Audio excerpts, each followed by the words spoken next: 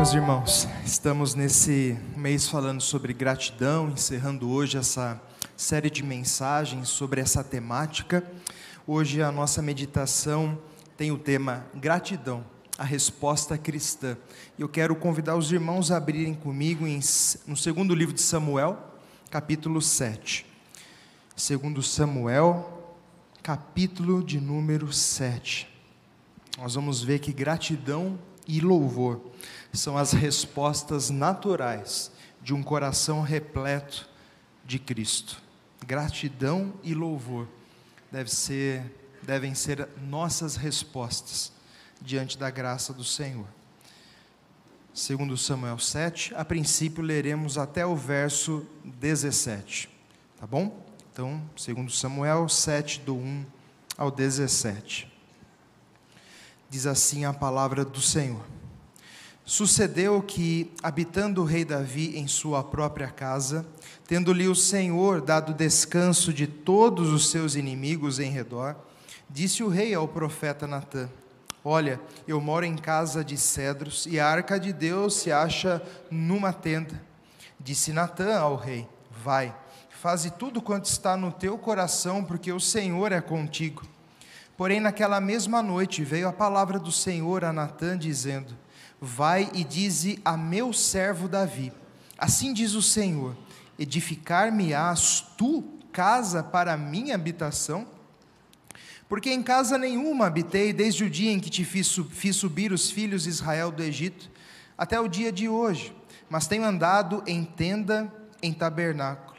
Em todo lugar em que andei com todos os filhos de Israel, falei acaso alguma palavra com qualquer das suas tribos, a quem mandei apacentar o meu povo de Israel, dizendo: Por que não me edificais uma casa de cedro?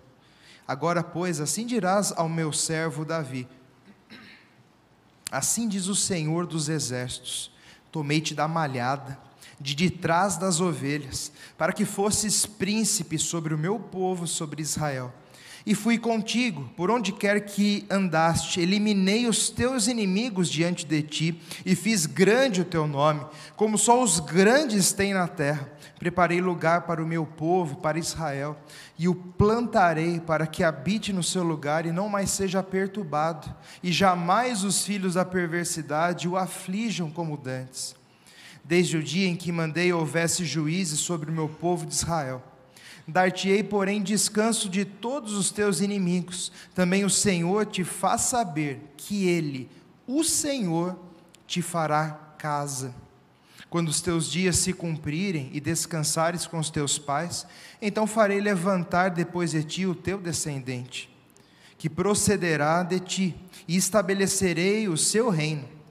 Este me edificará uma casa ao meu nome, e eu estabelecerei para sempre o trono do seu reino. Eu lhe serei por pai, ele me será por filho.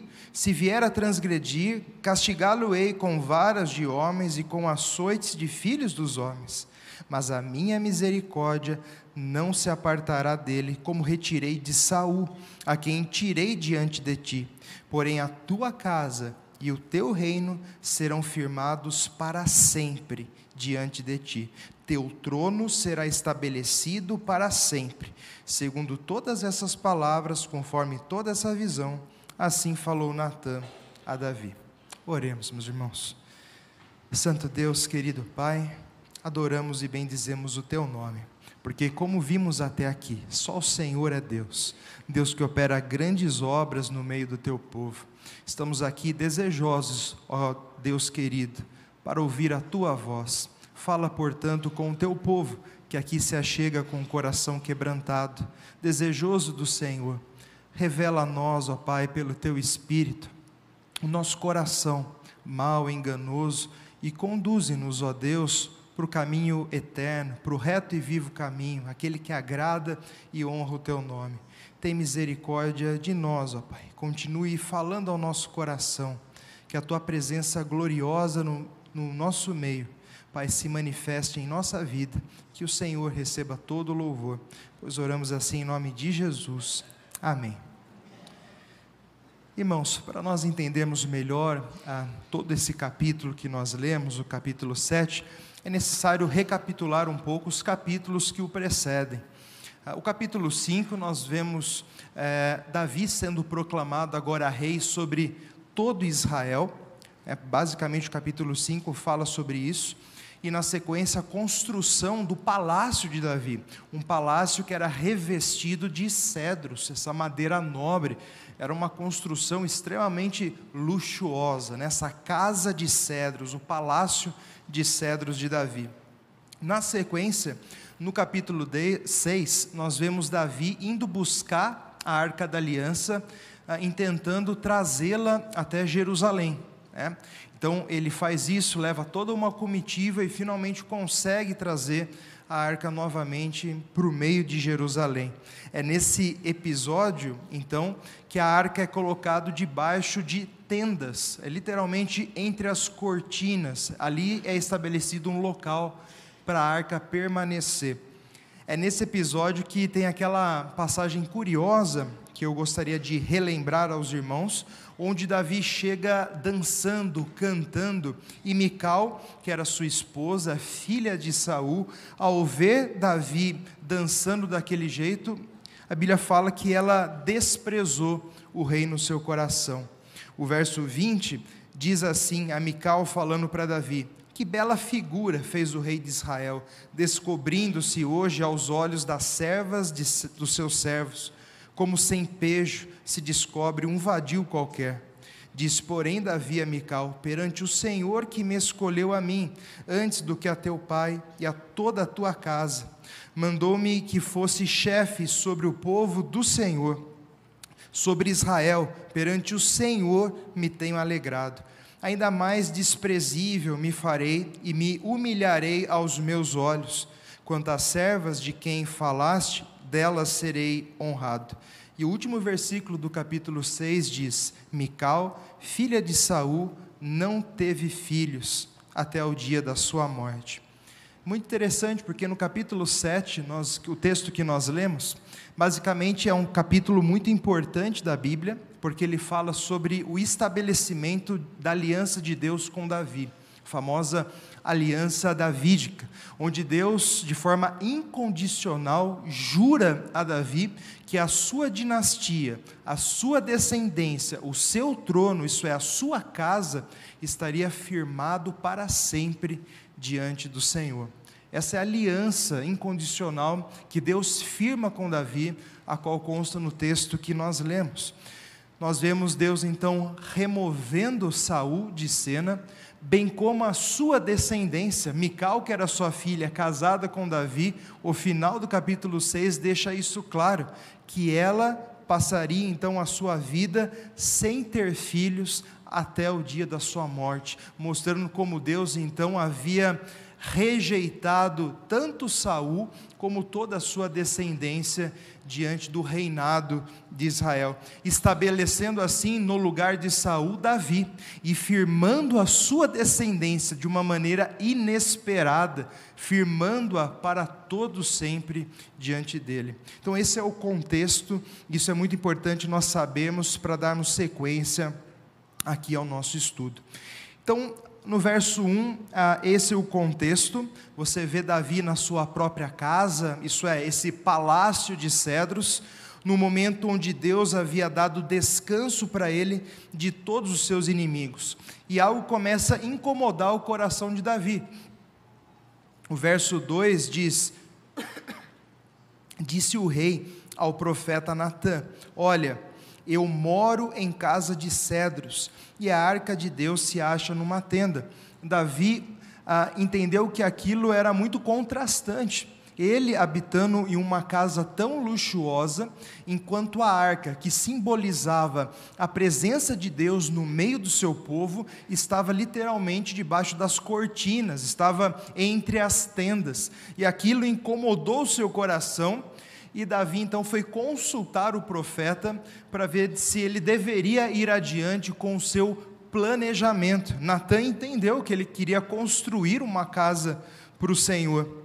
O verso 3 diz: disse Natã ao rei: vai, faze tudo quanto está no teu coração, porque o Senhor é contigo. Natã pressupôs, tendo em vista que eles estavam em um tempo de paz, Ora, o tempo de paz era o tempo oportuno naquela época para se empreender construção dentro de uma cidade. Era bom aproveitar tais momentos para edificar construções dentro da cidade. Natan, vendo como Deus estava abençoando Davi, tendo em vista aquele momento de paz, achou extremamente apropriado e, de certa forma, agradável aos olhos do Senhor, aquilo que Davi intentara fazer em seu coração, a saber, construir essa casa, o templo, para que Deus habitasse simbolicamente ali entre o povo. Só que o texto fala que na mesma noite Deus aparece para o profeta, falando com ele a respeito disso. É interessante, irmãos, percebemos que nessa cena curiosa, Davi aparece sobremaneira grande, habitando em um palácio de cedro, vitorioso dos seus inimigos, em um tempo de paz, e de certa forma até sentindo esse incômodo, uma espécie de compaixão da arca estar no meio das tendas, né? Ao passo que Deus aparece habitando entre as cortinas e recebendo essa compaixão de Davi.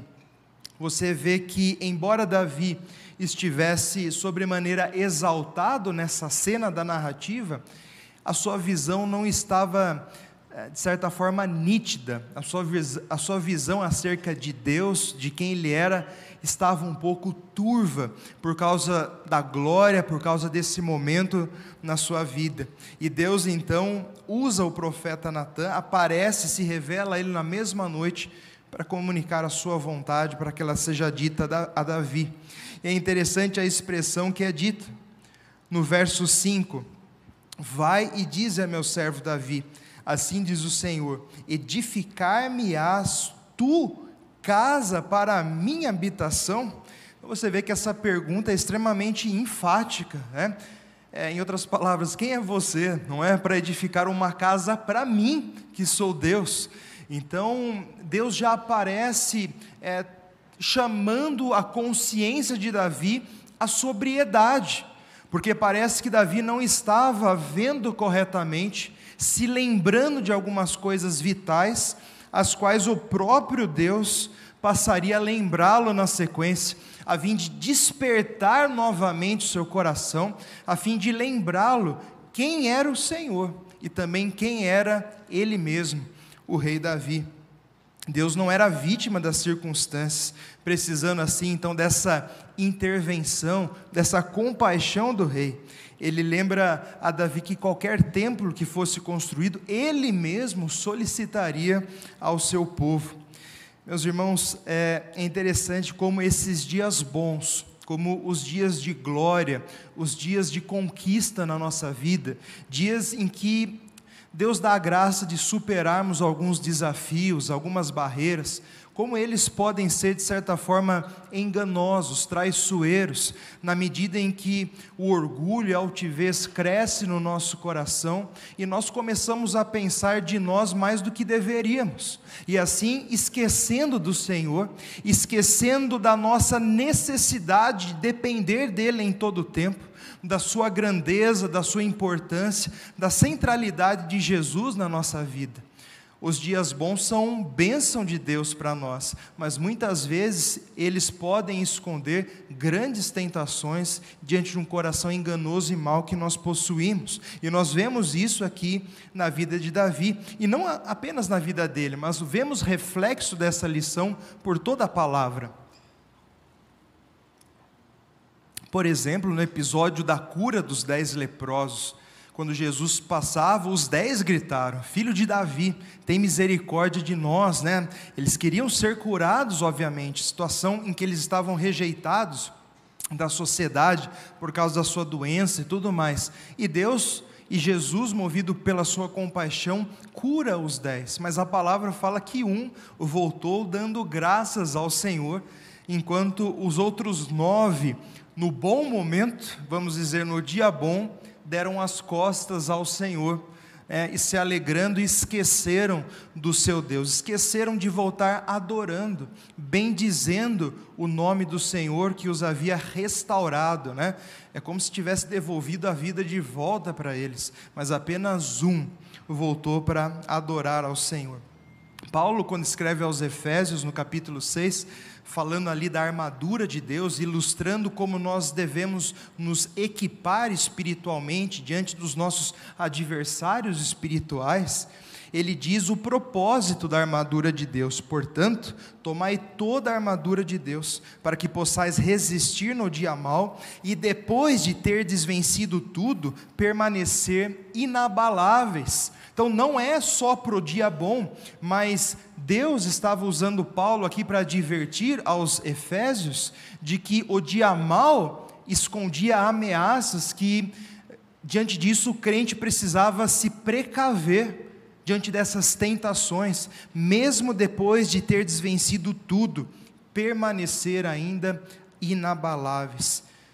Que eu e você possamos dessa forma, diante desse perigo, oculto no dia bom, lembrarmos do nosso Deus, para bendizê-lo, para agradecê-lo, para reconhecer mais uma vez que tudo vem das suas mãos, e que sem Ele nada somos e nada podemos. Então Deus intervém na história, na narrativa, através do profeta Natã, como dissemos, com seus lembretes de quebrantamento. Deus desejou então colocar o coração de Davi no lugar correto. Deus queria lembrar Davi quem ele mesmo era, quem Deus era, mas também quem Davi era, engrandecendo assim o nome do Senhor e humilhando, isso é, colocando Davi no seu devido lugar. O Senhor lembra então Davi as ações que o próprio Deus havia operado a seu favor. Você vê uma sequência essa lista das ações de Deus, a começar no verso 8, resumidamente ele diz: tomei-te da malhada de trás das ovelhas, lembrando aquele episódio onde Samuel apareceu para procurar o ungido do Senhor, e por último foi apresentado aquele menininho que estava cuidando das ovelhas. Então o Senhor falou: tirei-te da malhada, de trás das ovelhas, lembrando onde estava Davi, antes de ter seu nome engrandecido como rei nesse momento, com vitória sobre os seus inimigos. Fui contigo, por onde quer que andasse, eliminei os seus inimigos, fiz grande o seu nome, como só os grandes têm na terra, preparei lugar para o meu povo, dei descanso dos meus inimigos. E além de tudo, Deus na sequência, Ele continua dizendo, culminando assim no verso 11, o Senhor diz agora: eu te farei casa, também o Senhor te faz saber que Ele, o Senhor, te fará casa. Interessante como a narrativa ela vira aqui. O texto começa com Davi desejoso por estabelecer uma casa para Deus, e aqui quando Deus lembra Davi quem ele era, o que ele mesmo havia feito para o seu servo, ele termina dizendo: saiba que eu, o Senhor, é que te farei casa. Ele começou dizendo: tu edificarás uma casa para mim, e termina dizendo: eu estabelecerei a sua casa. Em outras palavras, era Deus que tinha o poder, a capacidade, Ele era alguém que poderia estabelecer a casa de uma pessoa. Davi não tinha essa capacidade, não tinha esse poder, apesar de bem intencionado. Veja que Deus chama por 2 vezes aqui, pelo menos, Davi de meu servo. Deus sabia que o coração de Davi era sincero, tinha boas intenções, mas também sabia que a visão estava um pouco turva, e ela precisava ser colocada no seu devido lugar. E Deus lembra isso Davi: Davi, eu estabelecerei a sua casa. Obviamente aqui Deus estava demonstrando que Ele tinha essa capacidade, e aqui Deus começa então a fazer promessas para o teu servo Davi. A palavra casa, que antes foi empregada por Davi no sentido dessa construção do templo do Senhor, agora ela adquire nessa narrativa a função da descendência de Davi, algo sobremodo ainda mais elevado do que edifícios, algo muito mais profundo do que aquilo que Davi intentou fazer. Deus estava mostrando que ele não apenas ia fazer o que Davi intentou fazer, mas de uma forma infinitamente superior. Ele estabeleceria então a descendência do seu servo para todo sempre. Essa é a aliança davídica. Esse é o juramento então que Deus coloca, que Deus firma diante do seu servo. Uma dinastia perpétua, um trono sem fim, um descendente para habitar para sempre sobre o trono de Davi. Uma casa eterna, firmada por Deus ao seu servo. 2 Samuel 7,16, mais uma vez aqui enfatizando: porém a tua casa e o seu reino serão firmados para sempre diante de ti, teu trono será estabelecido para sempre. É interessante que, apesar da expressão aliança não aparecer aqui, esse texto é claramente reconhecido como uma aliança, e existem vários outros textos na própria palavra de Deus que, ao citá-lo, emprega a palavra aliança, porque reconhece os autores bíblicos que, de fato, Deus estava aqui firmando uma aliança, como o Salmo 89, que diz: fiz aliança com o meu escolhido, e jurei a Davi meu servo, para sempre estabelecerei a tua posteridade, e firmarei o teu trono de geração em geração. Em Atos capítulo 2, Pedro faz uma pregação onde muitos se convertem. Paulo, no capítulo 13 de Atos, ele também faz uma pregação, e ambos citam a ressurreição de Cristo. Ela é colocada expressando a fidelidade de Deus em cumprimento à promessa, à aliança que ele havia feito com Davi, mostrando que Jesus é o descendente prometido de Davi, o qual reinaria, se assentaria no seu trono para todo sempre, que a ressurreição de Jesus era o meio para Deus cumprir a sua aliança para com o seu servo. Tanto Pedro como Paulo citam então a ressurreição como a fidelidade, como expressando a fidelidade de Deus em favor da aliança, da promessa, do juramento que ele havia feito com o seu servo. Esse descendente que se assentaria no seu trono seria então o próprio Senhor Jesus. Não é à toa que as genealogias expostas na palavra, especialmente em Mateus, mostram claramente que Jesus então era descendente tanto de Abraão como do próprio rei Davi, mostrando que nele estavam cumprindo as alianças que Deus havia feito com os patriarcas, com os seus servos do passado. Ao dizer que edificaria a sua casa, Deus estava lembrando Davi de alguns princípios importantes, sobretudo o que fala, por exemplo, em 1 Coríntios 4,7, Paulo fala: quem é que te faz sobressair? E o que você tem que não recebeu? E se recebeu, por que te glorias, como se não tivesse recebido? Lembrando Davi que quem ele era, o que ele tinha, tudo havia vindo das mãos do Senhor. Misericórdia, graça e bondade do Senhor sobre a vida do seu servo, esse favor imerecido que nos alcançou. Deus fez o mesmo com o seu povo. Nós vemos, por exemplo, o relato de Deuteronômio 8, onde o povo estava prestes a entrar na terra prometida, e Deus, através de Moisés, faz lembretes importantes ao seu povo, e um deles era para que, ao entrar na terra, o povo deveria ter cuidado, para que o seu coração não se orgulhasse, e diz assim: cuidado para que não se eleve o teu coração, e te esqueças do Senhor teu Deus, que te tirou da terra do Egito, da casa da servidão, que te conduziu por aquele grande e terrível deserto, de serpentes abrasadoras, de escorpiões, de secura, em que não havia água, te fez sair água da pederneira, que no deserto te sustentou com o maná, que os teus pais não conheciam, para te humilhar, para te provar e afinal te fazer o bem.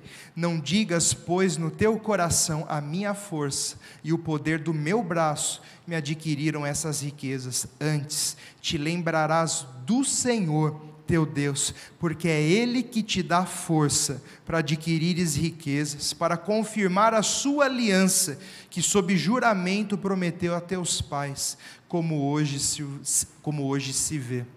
Então Deus, ao longo da história, ao seu povo, aos seus servos, continua constantemente fazendo esses lembretes, despertando a nossa mente, para que nós não nos esquecemos do Senhor, da onde Ele nos tirou, como Ele nos resgatou. Meus irmãos, nós lembramos do Evangelho, quem nós éramos antes de conhecer a graça do Senhor. Estávamos no lamaçal do pecado, estávamos mortos em nossos delitos e pecados, sem Deus no mundo, debaixo da ira do Senhor, inimigos de Deus pelas nossas obras perversas, filhos das trevas, estávamos na escuridade, mas Deus, pelo seu grande amor, pela riqueza da sua misericórdia, nos resgatou, porque Deus amou o mundo de tal maneira, que deu seu Filho unigênito, para que todo aquele que nele crê não pereça, mas tenha a vida eterna. Deus nos resgatou das trevas para a sua maravilhosa luz, e nós precisamos lembrar disso, da aliança de Deus conosco, essa aliança sobremodo eterna. Ora, todas essas alianças do passado, com Abraão, com Davi, essas alianças que Deus foi estabelecendo ao longo da história, todas elas apontam para a nova aliança estabelecida em Jesus. Esse Evangelho que no tempo oportuno Deus enviou, revelou no seu Filho Jesus, no qual nós estamos firmes por sua graça, nos gloriando na esperança da glória de Deus, nessa certeza de que nada, ninguém, nada poderá nos separar do amor de Deus, do seu amor que está em Cristo Jesus, o nosso Salvador. Essa é a graça que nos alcançou. O Evangelho nós não anunciamos apenas aos incrédulos, nós devemos pregar na frente do espelho todos os dias para nós. Nós devemos contar ao nosso coração, falar à nossa alma da graça do Senhor, da onde Ele nos resgatou. Essa graça que nos firma, esse Espírito que nos cela, essa esperança que nos encoraja, nós precisamos trazer isso à nossa mente todos os dias, esses lembretes da graça de Deus, que revelam ao mesmo tempo quão pequeno e miseráveis nós somos, mas quão grande, misericordioso, amoroso Deus é. Deus fez isso com Israel, Deus fez isso com Davi e continua falando ao nosso coração, como diz a palavra, derramando pelo seu Espírito esse amor bendito dentro de nós. E diante disso, daquilo que Deus fala com Davi, nós vemos então a narrativa se movendo para uma outra cena, a partir do verso 18. Nós vemos gratidão e louvor como resposta à graça de Deus. Quando Deus comunica isso para Davi, você imagina a situação de Davi. Davi desejoso, feliz de estabelecer a casa para Deus, e procurando Natã, o profeta: Natã, eu quero estabelecer a casa do Senhor, desejo fazer isso tem incomodado meu coração. Você imagina a cena, aí aparece isso, Deus fala isso para Davi: Davi, lembra quem você é, lembra de onde eu tirei. Davi, em outras palavras, como já não se bastasse tudo o que eu fiz por você, saiba disso também, eu estabelecerei a sua casa. E Davi, diante daquilo que Deus fala com ele por meio do seu servo, o profeta, no verso 18, diz assim: então o rei entrou na casa do Senhor, ficou perante ele e disse. Essa casa do Senhor era uma referência à tenda onde a arca estava habitando. Então, a casa do Senhor é chamada aqui no texto desse local provisório, não é? Onde a arca estava naquele momento. Obviamente não se refere à casa que seria construída depois. E olha só o que ele disse: ficou perante ele e disse: quem sou eu, Senhor Deus? E qual é a minha casa para que me tenhas trazido até aqui? Meus irmãos, é como o salmista, né, que diz: o que farei eu diante de tudo que o Senhor tem feito por mim? Que darei eu ao Senhor por tudo Ele que tem feito? Davi fica pasmado, ele fica abismado, constrangido por essa graça bendita do Senhor. As palavras iniciais de Davi pendiam para uma arrogância mascarada, mas agora elas eram humildes.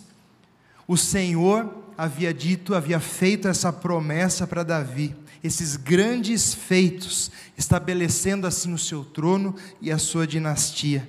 Davi reconhece então essas bênçãos passadas e merecidas que Deus proferiu sobre a sua casa. E no versículo 19 ele continua dizendo: foi isso ainda pouco aos teus olhos, Senhor Deus, de maneira que também falaste a respeito da casa do teu servo para tempos distantes, e isso é instrução para todos os homens, ó Senhor Deus. Então, veja, Davi não apenas reconhece as bênçãos passadas ao dizer: quem sou eu, quem é minha casa, para que o Senhor nos tenha trazido até aqui, mas ainda falando, como isso fosse pouco ainda, o Senhor falou da minha casa para os tempos futuros. Então ele reconheceu essas bênçãos passadas, mas bênçãos que a aliança do Senhor ainda daria para ele no futuro. Ele reconhece essa graça sobre graça, ele reconhece essa multidão das misericórdias do Senhor. Meus irmãos, o Evangelho faz conosco a mesma coisa. O Evangelho tem aspectos passados, presentes e futuros sobre nós. Nós olhamos para trás, lembrando de onde Cristo nos resgatou. Nós vemos hoje a graça de Deus sobre a nossa vida, até onde Ele tem nos trazido, que até aqui tem nos ajudado o Senhor. Mas há também promessas, palavras, uma esperança futura que nos carrega, uma alegria indizível ao futuro que espera o cristão. O Senhor fez grandes coisas por nós, mas ainda elas não terminaram de ser feitas, a plenitude delas virá, e essa esperança, esse futuro do qual Deus nos comunica pelo seu Evangelho, também pela sua aliança, é esperança para nós, é fonte de alegria, é fonte que nos leva e nos impele a viver para a sua glória. João expressa isso ao dizer: vede que grande amor nos tem concedido o Pai, a ponto de sermos chamados filhos de Deus, e de fato somos filhos de Deus. Por essa razão o mundo não nos conhece, porquanto não o conheceu a Ele mesmo, e diz: amados, agora somos filhos de Deus, e ainda não se manifestou o que haveremos de ser. Sabemos que quando Ele se manifestar, seremos semelhantes a Ele, porque haveremos de vê-lo como Ele realmente é. E assim mesmo se purifica todo aquele que nele tem essa esperança, como Ele é puro. Veja, João fala isso, ele reconhece as bênçãos da aliança de Deus no tempo presente. Nós somos filhos de Deus, mas ao mesmo tempo desperta o coração dos seus leitores, apontando para o futuro, dizendo: ainda não se manifestou, apesar da tamanha alegria presente, sermos filhos, ainda não se manifestou a que haveremos de ser, mas quando Ele vier, seremos semelhantes a Ele, porque haveremos de vê-lo como Ele é. João sabia que na segunda vinda de Cristo, na revelação da sua glória, nós seríamos glorificados com Ele, e essa certeza plena da vida eterna é uma esperança sólida para os seus leitores. Pedro fala sobre essa herança incorruptível, sem mácula, imarcessível, né? Isso é, que o tempo não corrompe, reservada, guardada nos céus para vós outros. É uma herança protegida por Deus, reservada para nós, inseparável de nós. Deus derrama bênçãos sem medidas no tempo presente. Essa vida eterna que desde hoje nós desfrutamos, ela é tremenda, mas ainda é só um vislumbre de uma eternidade que nós desfrutaremos diante da graça do Senhor que vai ser revelada, dessa glória que está sendo trazida. Isso que Deus fala para Davi claramente se aplica para nós. Que mais ainda te poderá dizer Davi? Pois tu conheces bem a teu servo, ó Senhor. Davi põe a mão na boca. Como eu não vou me atrever a dizer mais nada para o Senhor. O que eu vou dizer ao Senhor? É como Jó. Antes falei, mas agora eu me calo. Agora eu ouço, Senhor. Hoje meus olhos te veem. Davi teve aquele momento em que ficou claro para ele, como o sol do meio-dia, algo que ele havia esquecido, algo que a sua visão ofuscada impedia ele de ver, mas agora, diante daquilo, da palavra de Deus, ficou claro para ele. Que darei ao Senhor por todos os seus benefícios para comigo? Que falarei eu? O que eu vou fazer diante dessa graça? Aquele que estava oferecendo uma casa para Deus, agora se encontra calado e humilhado.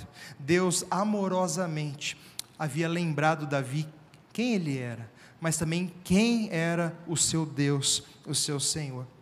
Meus irmãos, esse princípio entrou tão fundo no coração de Davi, que apesar de na sua vida ele ter dado algumas cabeçadas, ter pisado na bola e cometido pecados terríveis, aparentemente esquecendo dessa lição, mas nós vemos que esse princípio entrou tão fundo nele, que mesmo nos pecados que ele cometeu, ele se quebrantava rapidamente, lembrando, logo na primeira advertência, quando ele era confrontado, quem ele era, clamando o perdão do Senhor. E no fim da sua vida, aquele episódio tão conhecido, onde finalmente o seu herdeiro, Salomão, iria construir a sua casa, Davi já no final dos seus dias, preparando todo o material para a casa que ele desejava construir, que seu filho iria então dar seguimento, Davi preparando todo o material, dando do seu próprio tesouro, o povo trazendo do seu próprio tesouro, ele faz aquela conhecida e famosa oração, pelo que Davi louvou ao Senhor, perante a congregação toda, e disse: bendito és tu, Senhor, Deus de Israel, nosso Pai, de eternidade em eternidade, teu Senhor é o poder, a grandeza, a honra, a vitória, a majestade, porque teu é tudo quanto há nos céus e na terra, teu Senhor é o reino, e tu te exaltaste por chefe sobre todos, riquezas e glória vêm de ti, tu dominas sobre tudo, na tua mão há força e poder, contigo está o engrandecer e a tudo dar força, agora pois, ó nosso Deus, graças te damos, e louvamos o teu glorioso nome, porque quem sou eu? Quem é o meu povo, para que pudéssemos dar voluntariamente essas coisas, porque tudo vem de ti, e das tuas mãos tu damos. A mesma pergunta, quem sou eu, Senhor? Quem é o meu povo? Quem é a minha casa, para que o Senhor tenha trazido até aqui? Ele continuava impactado pelo amor do Senhor, ele continuava constrangido pela graça do Senhor. Davi, apesar de ser um homem imperfeito, e a Bíblia diz isso claramente, não faz questão de esconder esse fato, que ele era um homem sujeito a falhas terríveis, mas foi chamado de homem segundo o coração de Deus, porque ele se lembrava quem ele era, pó, nada, um vácuo, como diz a palavra, mas se lembrava de quem o Senhor era. É isso que moldava o seu coração para ser um coração humilde, quebrantado, inteiramente dependente do Senhor, apesar das suas debilidades e falhas, olhando a grandeza do Senhor e a sua graça. Verso 21, por causa da tua palavra e segundo o teu coração fizeste toda essa grandeza, dando a conhecer a teu servo, portanto grandíssimo és, ó Senhor Deus, porque não há semelhante a ti, não há outro Deus além de ti, segundo tudo que nós temos ouvido. Veja, Davi humilhado, ele é capaz de contemplar e de adorar a Deus, pela essa graça derramada sobre a sua vida, nesses pequenos detalhes. Meus irmãos, quando nós estamos cheios de nós, e vazios de Deus, nós não conseguimos ver o agir dele em nossa vida, nós não conseguimos agradecê-lo, louvá-lo, mas o nosso coração se enche de ingratidão, de murmuração, descontentamento. Mas quando nós vemos, somos alvos da sua graça, reconhecendo assim a nossa pequenez, a grandeza de Deus, qual é a resposta adequada a tudo isso, senão louvor, senão gratidão, adoração? E nós vemos isso nas palavras de Davi, do começo ao fim. E no finalzinho ali, caminhando aqui para encerrar o capítulo 7, ele diz então: cumpra, Senhor, a sua palavra. Versículo 28 e 29, agora, pois, ó Senhor Deus, Tu mesmo és Deus, e as Tuas palavras são verdade, e tens prometido a Teu servo este bem. Se, pois, agora servido de abençoar a casa do Teu servo, a fim de permanecer para sempre diante de Ti. Pois Tu, ó Senhor Deus, o disseste, e com a Tua bênção será para sempre bendita a casa do Teu servo. Muito interessante, porque Davi fala, ser servido, então, de abençoar ao teu servo. Parece que, impondo que Deus deveria o abençoar. É interessante que nós mesmos ficamos incomodados quando nós falamos, Deus é fiel a mim. Nós costumamos corrigir rapidamente as pessoas, falando, não, Deus é fiel à sua palavra. É verdade que Deus é fiel à sua palavra, mas é maravilhoso ver como Deus, de forma livre, graciosa, Ele se tornou fiel também a nós, nos prometendo a vida eterna. Então Ele é fiel à sua palavra, mas Ele decidiu, graciosa, livremente, misericordiosamente, não porque havia alguma bondade em nós, mas por causa do seu amor e do seu plano eterno, jurar a nós a vida eterna em Jesus, o nosso Senhor. E Ele se tornou fiel a nós pela sua palavra, pela sua promessa, e alicerçados, fundados nessa esperança, a alegria da vida eterna, que nós nos movemos, meus irmãos. Nós estamos debaixo da bênção do Senhor, e mesmo quando tropeçamos, quando caímos, Deus, o Pai amado, não abandona os seus filhos. O texto fala da disciplina de Deus sobre o filho de Davi. Eu vou castigá-lo com açoites, com varas, disciplina pesada, mas não o abandonarei, não deixarei a minha palavra. Deus faz isso com o seu povo, Ele açoita todo filho que recebe, Hebreus 12 diz, mas nós estamos seguros no seu amor, estamos firmes na sua graça, é essa aliança bendita do Senhor que nos move. E Paulo fala, o amor de Cristo nos constrange, julgando isto, um morreu por todos, logo todos morreram, e Ele morreu para que aqueles que vivem, já não vivam mais para si mesmos, mas para aqueles que por Ele morreu e ressuscitou. O amor de Cristo, esse amor eterno, imutável, sempre presente, nos impele a uma vida de fidelidade, de amor constante, de gratidão, bendizendo em todo o tempo. Essa esperança, o amor do Senhor é o combustível para uma vida de eterna gratidão e eterno louvor. Portanto, meus irmãos, como dissemos, gratidão e louvor são as respostas naturais de um coração repleto de Cristo. Amém. Que Deus nos ajude a ter esse coração grato, que glorifica o seu nome.